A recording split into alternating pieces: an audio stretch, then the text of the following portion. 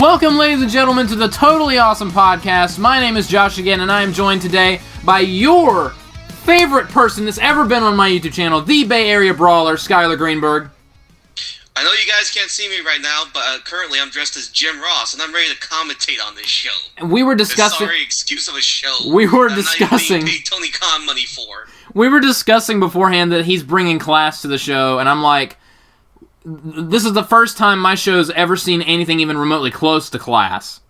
Because, legit, I'm dressed with the black dress shirt, I got my black pants on, I got glasses, all I'm missing is the cowboy hat.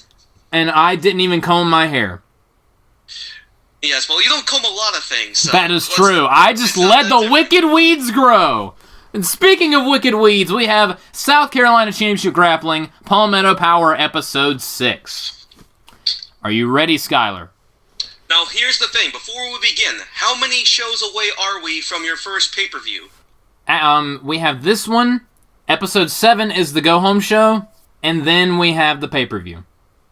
Alright, so when we have 2 shows away, that means that you people, you better get ready for that. But there's only one way to do that, and that is to like, share, and subscribe to TAW Gaming so you get all that good, wonderful stuff. And also, don't forget, I would not be doing this if it was not for Sean and Skylar. Sean, by the way, he's still in Florida, so he was unable to make it. Shout out to Sean. Get your ass back here. We need you. No, here's the thing, is that Sean... He's currently in the bender right now. I heard he stole a yacht. I'm pretty sure he killed an American eagle. He was with like 5 or 6 different women in one night. Oh Lord, that sounds like. I heard he ran into the Jackass guys, and he's going to be in the next Jackass movie. It's not going to be Johnny Knoxville in the Royal Rumble. It's going to be our friend Sean McCarty. My name is Sean McCarty. I'm the Colonius, and welcome to Jackass 7. I can totally see him doing that. But yeah, shout out to you, Sean. So Right. The show begins. We are once again in the our home, I guess, University of South Carolina arena. I almost said arena again. I don't know why I keep doing that. Because this arena does not deserve the class that you are bringing to this show. And we begin with the recap of Episode 5. Now, Skylar, did you listen to Episode 5? You know I listened to Episode 5. No, legit, no lie. I heard the Bray Wyatt promo. Yeah. I died while driving, listening to this promo to the point where I had to stop. Oh, God. Sean's reaction to that was the best. But yeah, so we have the police taking a closer eye on our proceedings now, because that kind of got a little bit of the people that fund our show a little uncomfortable, so there was a lot of apologizing behind the scenes for that. Yes, and thankfully you didn't have to kill anybody, unlike the Keebler Elf Union you destroyed. Do not mention their names. I will go on another rampage. Well, you killed them all. There's no one left to kill. I'll sodomize their graves. It'll be like Katie Vick. Oh, I fucked your elf brains out. No. I already had to relive that once for the Court Martial podcast. I'm not reliving that a second time. Just begin your sorry excuse of a show. So, yeah, we're doing the Episode 5 recap. Some of the big takeaways from the show is Tyrus has officially joined We Weren't Entertained. I still hate that name. It is such a stupid name. I love it. But only Anthony Corelli can make it work, so yeah. whatever. So now that entire stable, it's Anthony Corelli, Ron Killings, the Colognes, and Tyrus. So it's 5 of them. So that's going to be some trouble. That is going to be some trouble. And the tournament continued, and we are going to be wrapping up basically, we're doing the rest of the tournament except for the finals here tonight. So we'll be wrapping up the semifinals tonight. Also, we had Piper Niven once again attacking Meiko Satomura, pretty much setting up for their championship match at the pay-per-view. Let's see, I'm trying to remember what else happened. Basically that was just the gist of the previous episode, continuing the tournament, moving things forward to SumterSlam, and now we begin with our show here tonight. So the show starts, and JR and Taz run down the card like they always do. You mean Taz and Skylar, because now I'm officially commentary. Yeah, because good old Skylar Greenberg, good old SG. So who of the 3 of us, who would be Taz? Well, let's see here. Probably you, because you're the one with the actual wrestling experience. Yeah. I guess. Does that make Shawn Michael Cole? Oh, I don't want Shawn. Oh no, Shawn. Yeah, I'm getting an email of facts right now. With it's just a middle finger. Shawn just sent me a giant middle finger for that. If anything, I think Shawn would be Jerry the King Lawler. That's not better. That is not. Anyway, we're running down the match card. At least that means that Shawn has a great crown. That is true. So, they're running down the card. Tonight, we have a rematch between Tyrus and Braun Strowman. Because on the previous episode, Tyrus cost Braun Strowman his match with Ron Killings. Also, we have John Morrison versus Okada. Kazuchika Okada in the SCCG Championship Tournament quarterfinals. Which should be a great match. We also have a match that I know Skylar's going to be looking forward to. Samoa Joe versus Kenny Omega in another quarterfinal matchup. Jesus. And remember... Your quarterfinal starts, okay, John Morrison, Kazuchika Okada, that's a great match. Samoa Joe, okay. What the hell is Kenny Omega doing here? I like Kenny Omega, okay? So, you can judge me all you want to. But remember... Did I do that? Did I do that? Yes, I did. Remember, if Kenny Omega loses this match, he will be relegated to the pre-show of SumterSlam. Because a pre-show is a terrible thing. Basically, yeah.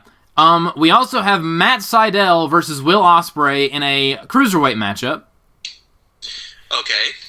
We also have a matchup that will determine who will be facing Cedric Alexander and Shelton Benjamin for the SCCG Tag Team titles at the pay-per-view.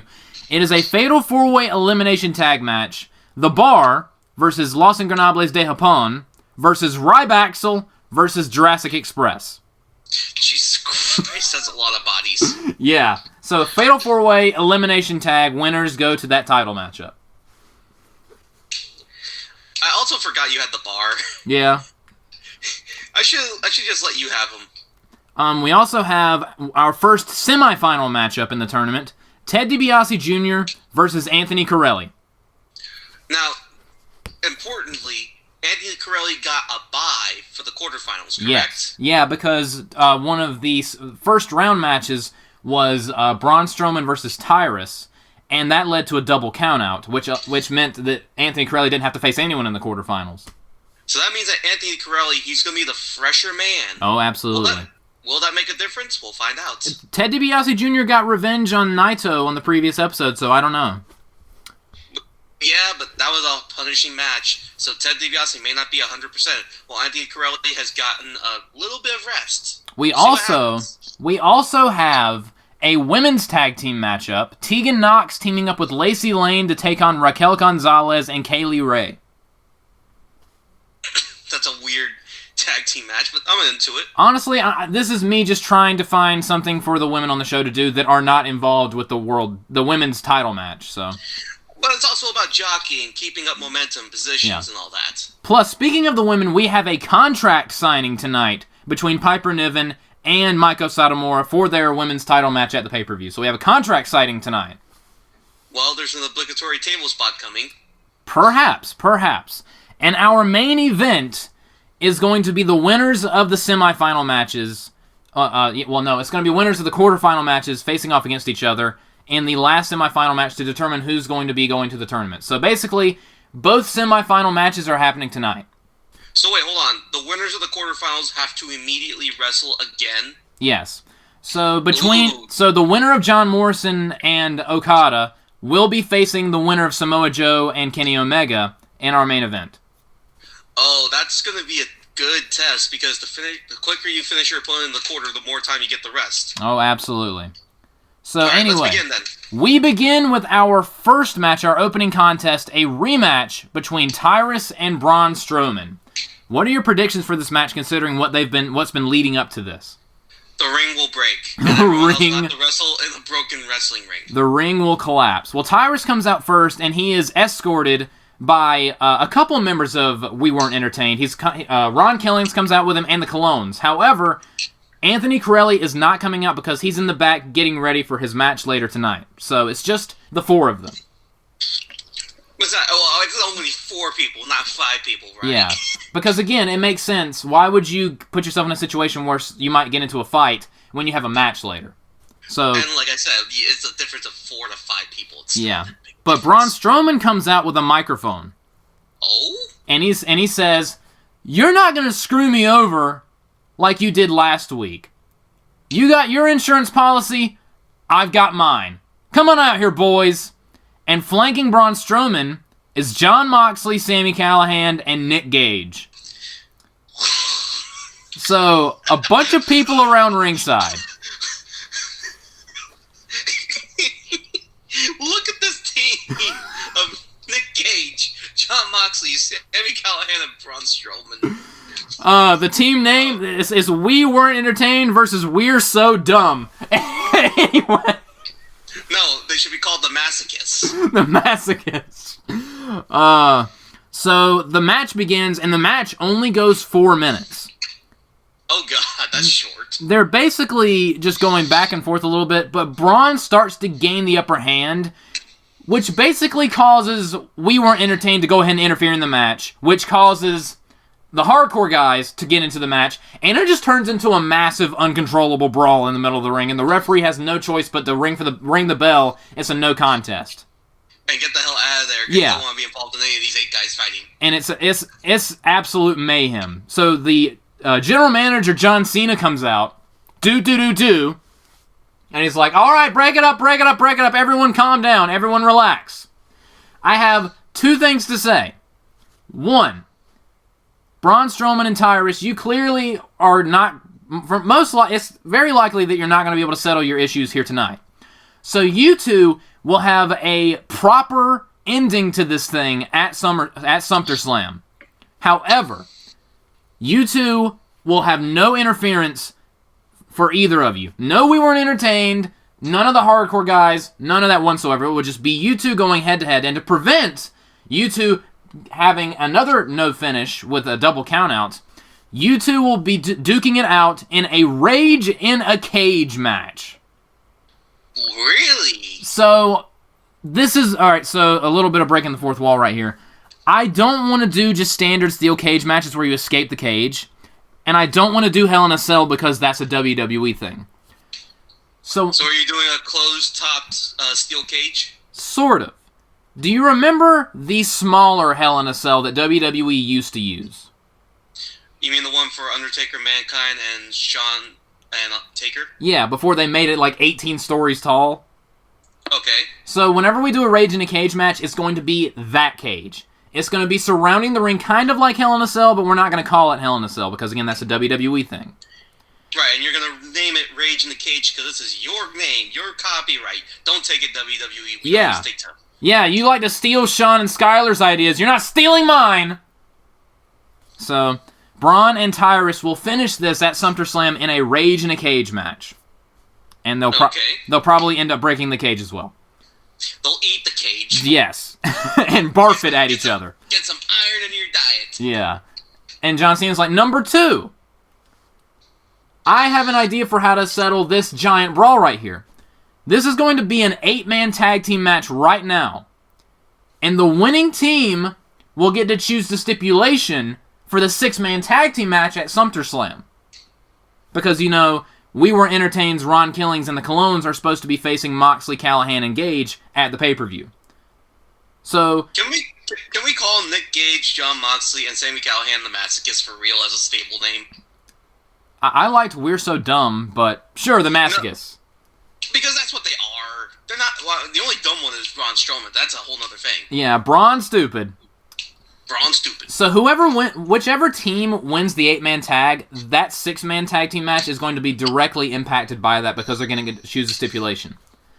Alrighty. And John Cena says, and this 8-man tag team match starts right now. Holla, players! And walks off stage.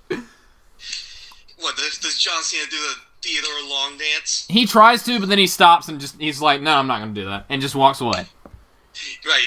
Okay, fair enough. So we have an 8-man tag now. We have an 8-man tag team match. It's Braun Strowman, Jon Moxley, Sami Callihan, and Nick Gage versus Ron Killings, the Colognes, and Tyrus.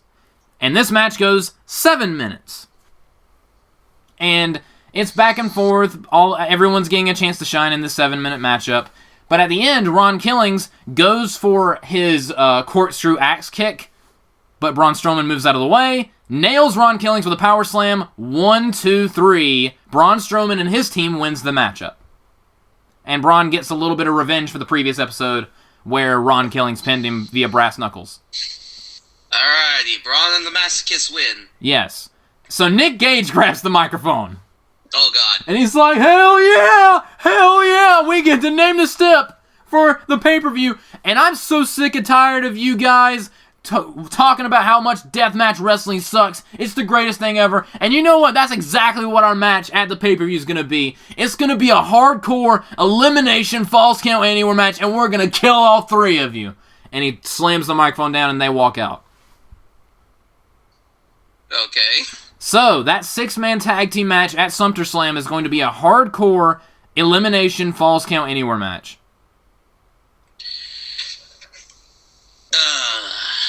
So again, Nick Gage trying to stick to his hardcore roots to defeat these people who have been making fun of him for being a hardcore wrestler. And since Jon Moxley is a friend of Nick Gage, and Sami Callihan will do anything for a check, they probably agree with it. Yeah, so that's the end of that. And just be careful that there's no blood and hepatitis. Yeah, no blood, no hepatitis. Perhaps. Who are we kidding? Gage's gonna cut himself open just to give the others hepatitis. He's gonna cut himself open while he's walking to the ring. Blading on impact. Just blading backstage and catering for no reason. So anyway, we go to commercial, and it's a Domino's Pizza commercial. What are the odds? And backstage, we have Todd Grisham. Joining me at this time, Samoa Joe. And Samoa Joe walks up, and Todd's like, so you possibly have 2 matches tonight, Samoa Joe. If you defeat Kenny Omega, you will be in the main event tonight. Can you do this? Will you be in the world title match at the pay-per-view? And Samoa Joe basically is just like, I'm the most lethal wrestler in this entire company. It doesn't matter who you put in front of me, I'm going to knock them all down. When I face John Morrison, or Okada, or whoever it is, I'm going to put them to sleep, or knock them out with the Muscle Buster. They can't escape me. The SCCG World Title is mine, no one else's, and you are all going to be terrified of me by the time the show ends. And I'm going to go and do just that. So Samoa Joe is already saying he's going to run through everyone, and he walks away. Short, simple, to the point. Samoa Joe. And it's Samoa Joe being intense like he's very good at, and he's going to be one to beat. He's going to be one to beat. So, we have our 3rd match of the night. John Morrison versus Kazuchika Okada, SCCG Championship Tournament quarterfinals. What are your predictions for this match? Okada defeats John Morrison. We will see. So John Morrison comes out. He gets a decent reaction because I've positioned him as one of the top babyfaces on the show, so he's getting a good reaction. But when it's Okada's turn to come out, we hear his music, but we don't see him. And everyone's like, "Where is Okada?" We cut backstage, and he's being assaulted by Dolph Ziggler. Okay. Because remember, on the last episode, Okada defeated Dolph Ziggler in the match, and Dolph Ziggler responded by spitting in Okada's face. Alrighty. So Ziggler grabs a chair, puts it around Okada's leg, grabs another chair, and just starts slamming that chair into Okada's knee that's stuck in the chair.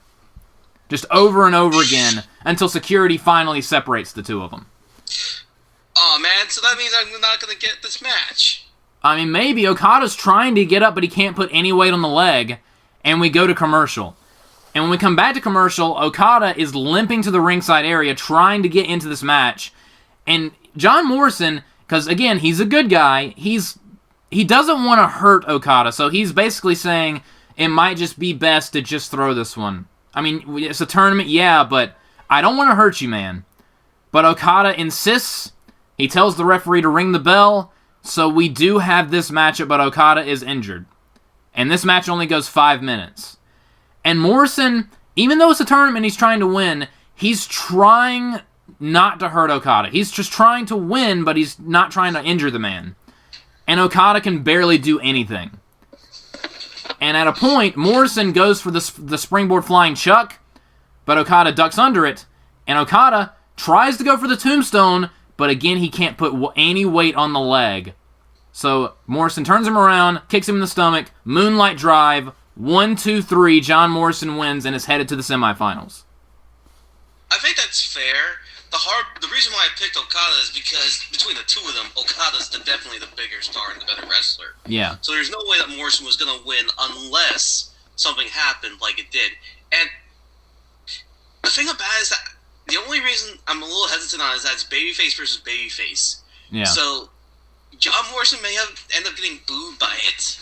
Saying... Yeah.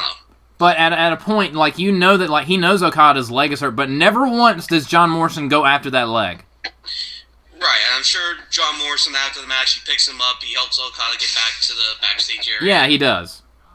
Because that's what John Morrison should do. Yes, exactly. John's trying to endear himself to both Okada and the crowd, and it works, because, again, John Morrison, he was telling Okada, you probably shouldn't do this, I don't want to hurt you, dude. So we go backstage... And Todd Grisham catches up with Dolph Ziggler, and he's like, okay, explanation. Why did you just do that? Why did you attack Okada? Is it just because he beat you last week? And Dolph says, shut up, Todd! I don't have to explain a damn thing. I'm the best wrestler in this organization, and I don't care what anyone says. Okada's going to pay for bouncing me out of the tournament. I'm not finished with him yet. And he just walks away. Sure, you're the best wrestler. I mean, sure. As a professional wrestler, you have to have that confidence, but I think everyone knows that Dolph Ziggler. Yeah, so Dolph is not finished with Okada yet. He cost him the tournament, but he's still not satisfied. Still not satisfied. And I'm sure Okada's not happy with Ziggler, and there will be hell to pay. I mean, not only did he do this, but on last week after the match, he spit in the man's face. That's gross. Right. So we go to commercial, and when we come back, it is time for our next quarterfinal matchup, Samoa Joe versus Kenny Omega. And this match goes 11 minutes. Who do you think's going to win, Skylar? Who do you think I want to win? It's Samoa Joe. Put him to sleep. So, please. As soon as the bell sounds, Kenny tries to jump Samoa Joe with a flying V-trigger like he did to Zack Sabre Jr. on the previous episode, because that's how he beat Zack. He caught him by surprise as soon as the match started. However, Joe anticipates it. He sidesteps it and just nails Omega with a massive German suplex. It basically just bounces Omega across the ring. And he he bounces on his back, lands on his feet, and staggers all the way to the opposite turnbuckle. And Joe charges, splashes him, does that spin around Enziguri in the corner, and off to the races we are. So, it's a hard-hitting matchup, and eventually, Kenny does actually hit the V-trigger, but he tries to go for the one-winged angel, and he tries to do it in the corner so he can have the proper leverage. But when he gets him, he's trying to go for it. Joe just simply slips down the back, puts him in the coquina clutch, and puts Kenny Omega to sleep. Thank you. So Kenny Omega loses to Samoa Joe, and Joe is going on to the semifinals. So our main event tonight is going to be Samoa Joe versus John Morrison, where the winner will go to the finals. And more importantly, Kenny Omega is on the pre-show. That too, and speaking of that, Kenny Omega, he's like, what happened, what happened, what happened? He's kind of delirious. And John Cena comes out. And he's like, well, Kenny, I bet you regret being an asshole now, don't you? Yeah, I mean, we made a deal. You're going to be on the pre-show of SumterSlam. But that's not all. Your opponent is going to be JTG. Enjoy. So Kenny Omega is not happy. He's having an actual temper tantrum in the middle of the ring as we go to commercial. No offense against JTG, but wrestling on the pre-show is an insult to Kenny Omega.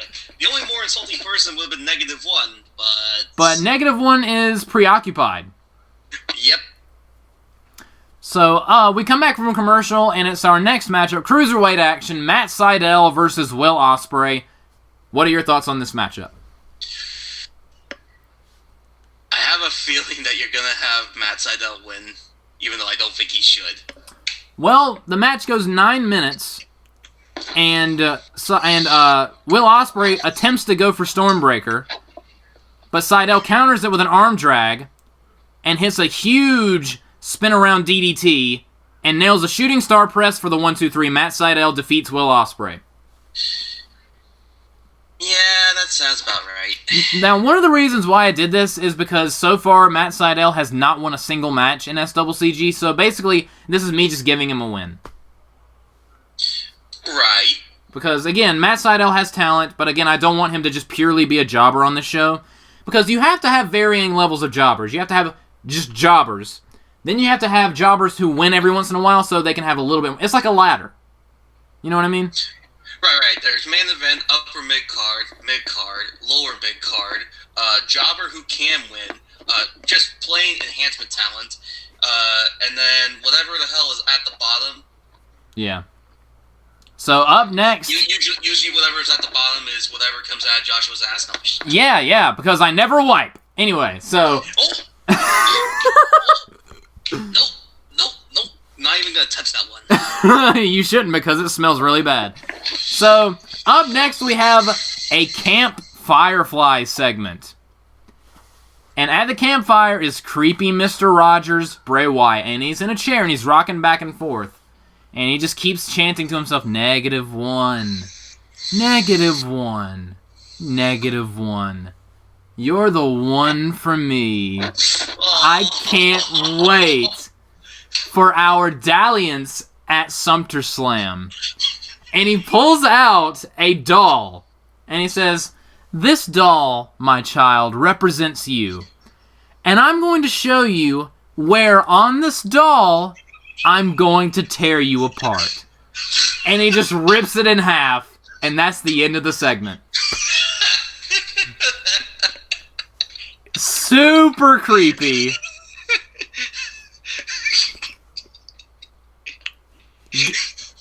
Getting to the point where we're almost crossing a line without actually fully crossing that line. When I gave you Bray Wyatt, I did not expect you to feud him with -1. And not only am I making it a feud with -1, I'm making it so awkward and uncomfortable.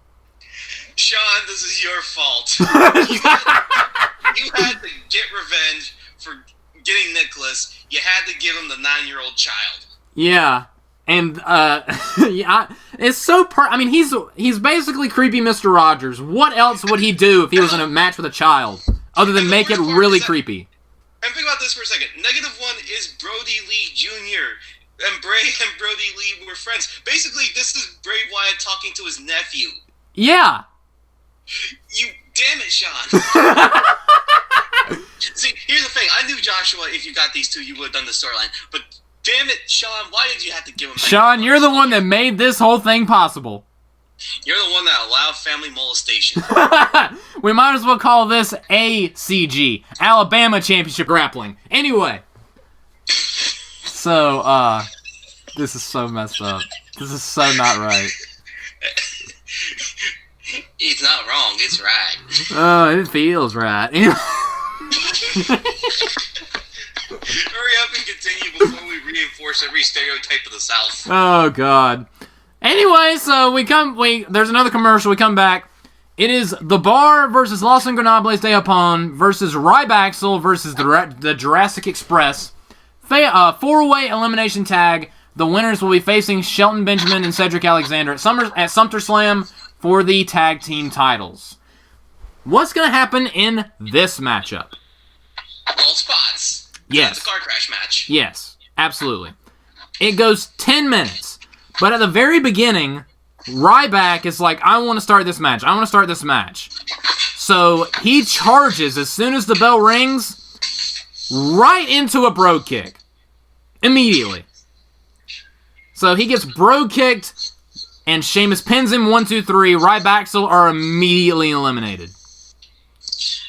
And Curtis is just on the apron like, what the hell was that?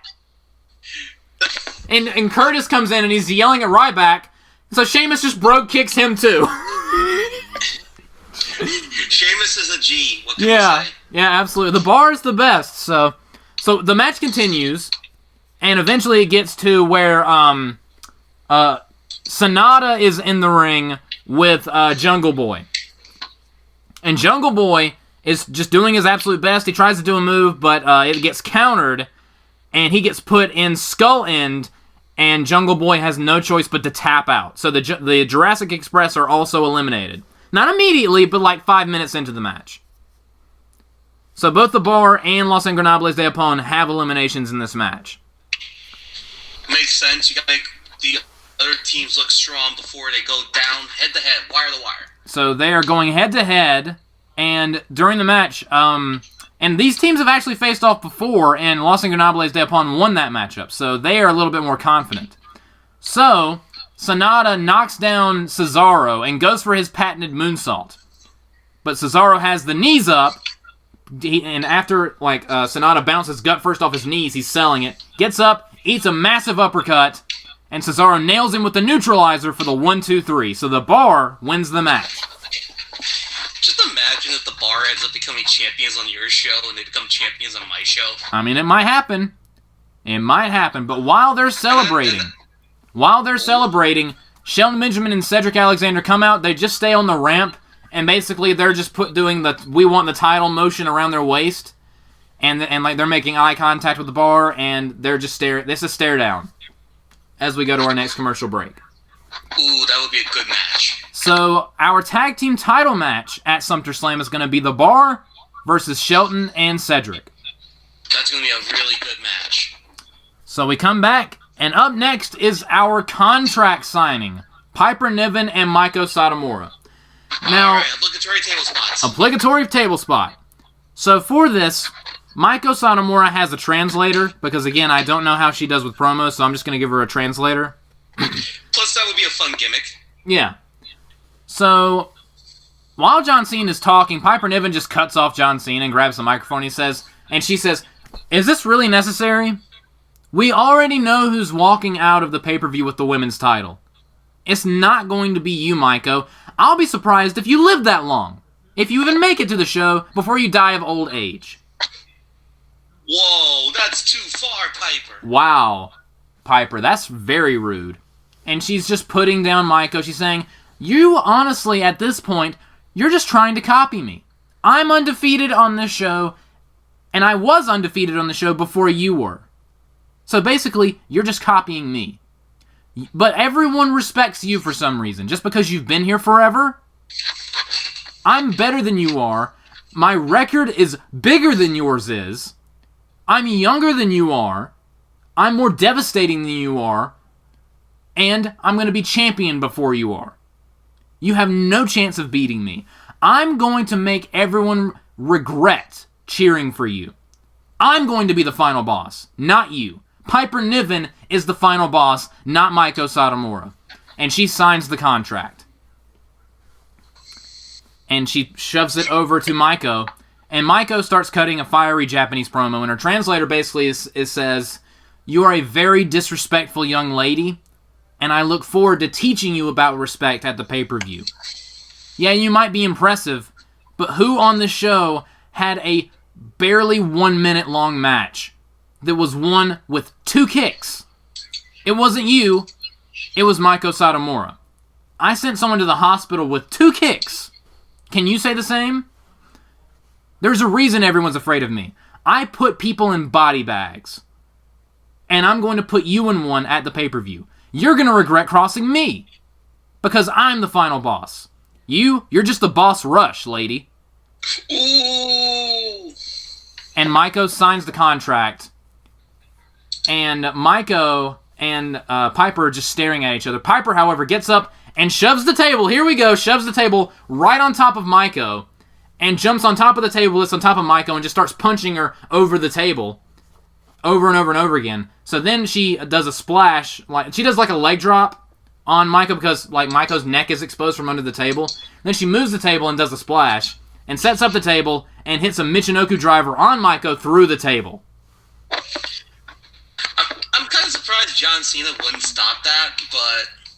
I mean, he's trying to, but they're not listening. And finally, security comes out. More impressive if Piper Niven just pushes John Cena away. Yeah, all right, yeah, we can do that. Piper Niven just shoves John Cena away while she's doing this. And John's like... John Cena, she shoves the translator. Yeah, she shoves the translator. Actually, after she puts Maiko through the table, the translator tries to help, and Piper just punches him right in the face. Knocks him down with one shot. Oh, man.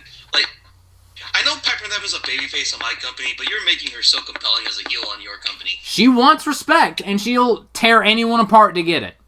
So that is our contract signing. And again, another thing. Every single week since this has started, Piper Niven has nailed that Michinoku driver on Maiko. Maiko has not gotten one over on Piper since this started.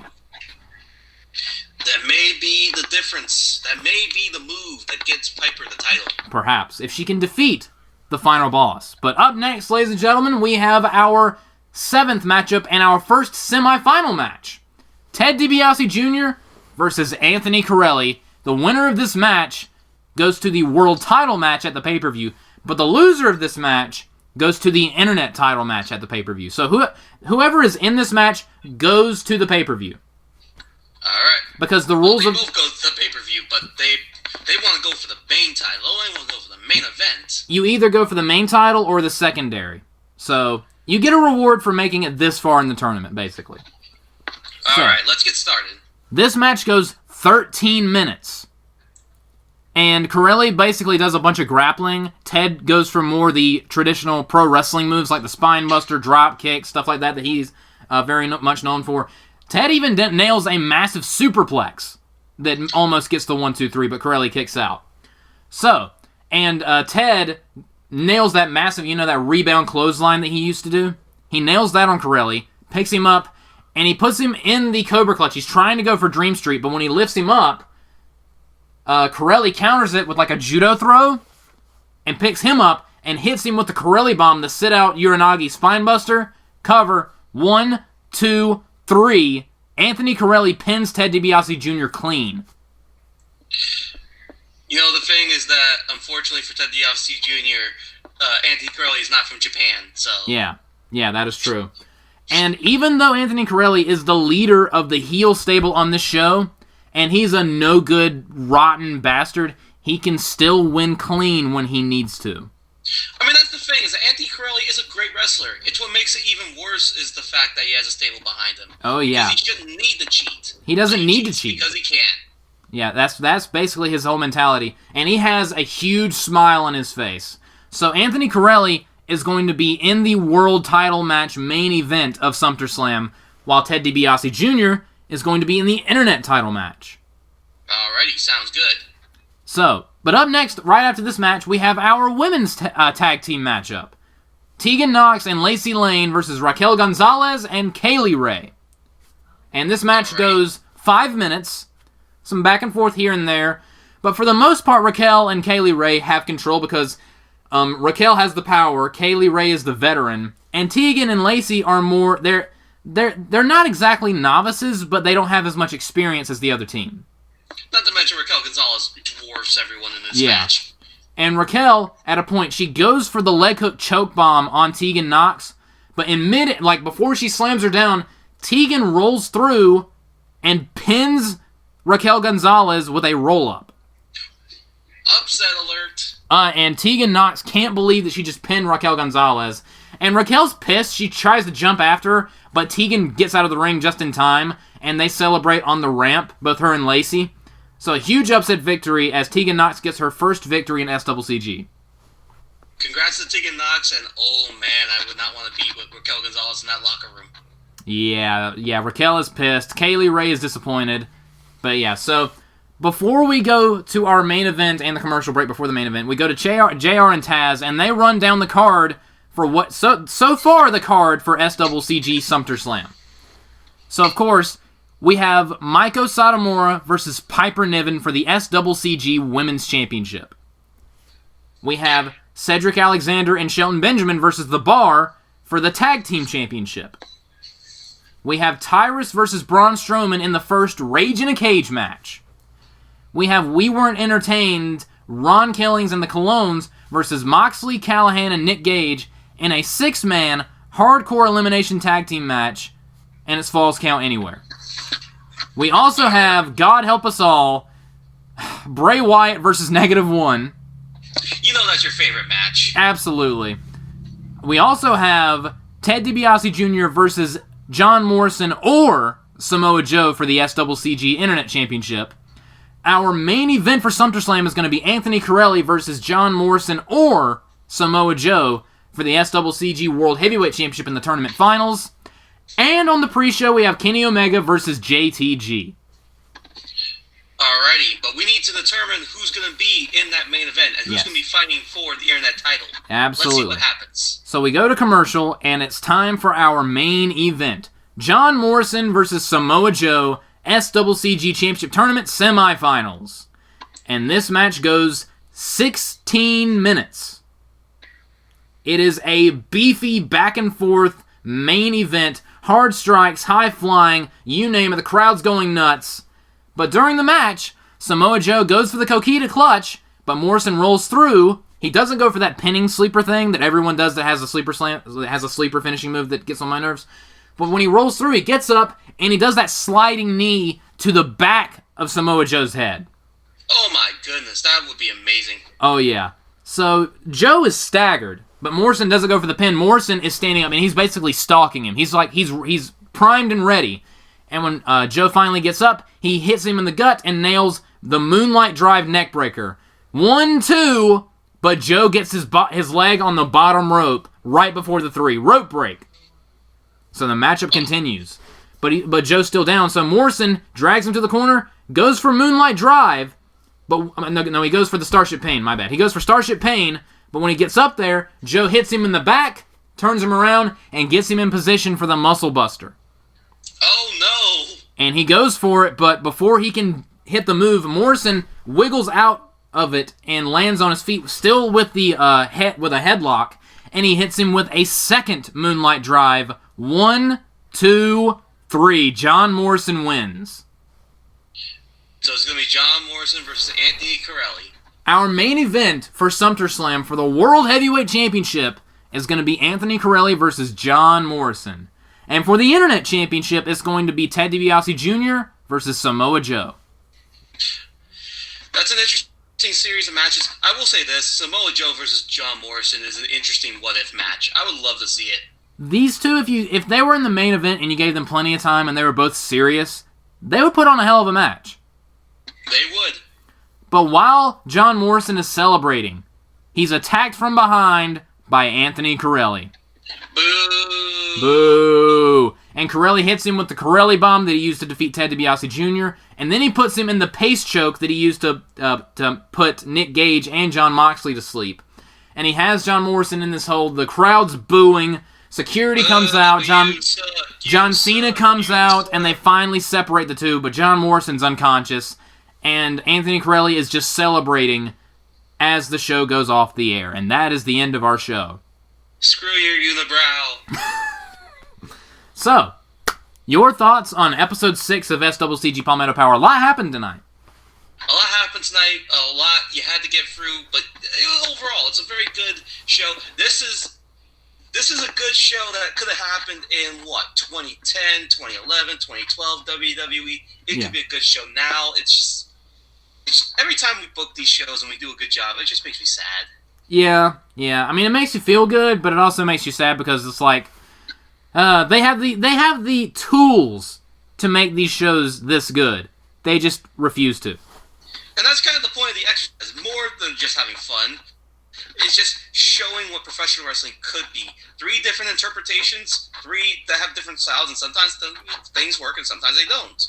And like for my show, I have a little bit of comedy on my show. Some of it's a little bit more risque than other things on this show.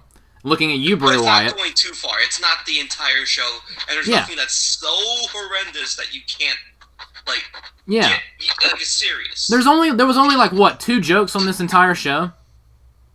Yes, and one of them is intentional. Yes. But everything else is just action and building up character arcs. And setting the stage for other things that will happen. It's storyline progression. That's what this episode was. I know, it's sad that WWE can't do this. Yeah, it's not hard. It is not difficult to do.